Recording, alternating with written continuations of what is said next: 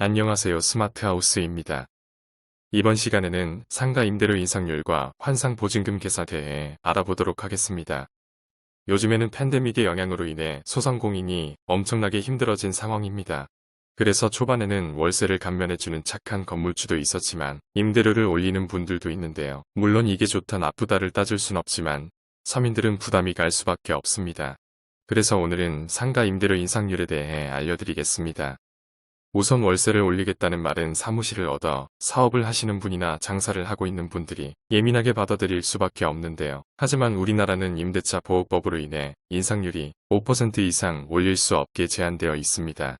이는 계약 당시 아무리 특약 사항이 있다고 하더라도 반드시 지켜야 하는 부분이니 참고하시기 바랍니다. 단, 예외인 경우가 있는데요. 이는 일정 환산 보증금 금액이 초과하는 경우입니다.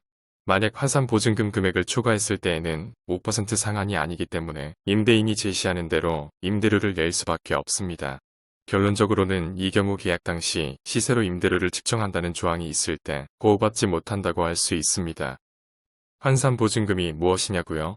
보증금의 월세 곱하기 100을 더한 값으로 계산을 하며 이와 관련된 임차인 보호 규정을 살펴보면 환산 계약 요구권은 10년, 권리금 회수 보호, 월차임 전환 시, 산정률 제한, 우선 변제권, 대항력이 해당됩니다. 조금 더 쉽게 상가 임대료 인상률을 계산해보면 만약 보증금 3천만원에 월세가 100만원일 경우 환산 보증금은 1억 3천만원이 됩니다. 실제 실무에서 보증금 여력이 적은 임차인들이 건물주에게 3천만원에서 2천만원으로 감액해달라고 하면 월세를 10만원 정도 올리기도 합니다.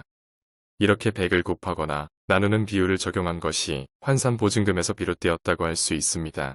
이렇듯 환산 보증금에 의거하여 월세로 환산하게 되면 100으로 나누어 30만원이 되는 것입니다. 따라서 30만원에 5%, 즉 1만 5천원을 더 올릴 수 있게 되는 것이죠. 결과적으로 월세에 대한 5%인 5만원과 보증금에 대한 5%인 1만 5천원을 더해 총 6만 5천원까지 올릴 수 있습니다.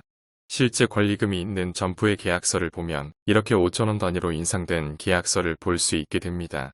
이는 통상적으로 목돈이 되는 보증금을 올리는 경우는 거의 없으므로 보증금을 월세로 환산하여 임대료를 올리게 됩니다. 지금까지 상가 임대료 인상률에 대해 알아보았습니다. 이는 한 일방이 주장한다고 해서 무조건 올릴 수 있는 것이 아닙니다. 여기에는 주변의 시세나 각종 세금, 공과금 등이 반영되어야 합니다. 만약 임차인의 위치에서 부당한 내용이 있다고 판단된다면 상가임대차 분쟁조정위원회를 이용하는 것도 좋은 방법이니 참고하시기 바랍니다.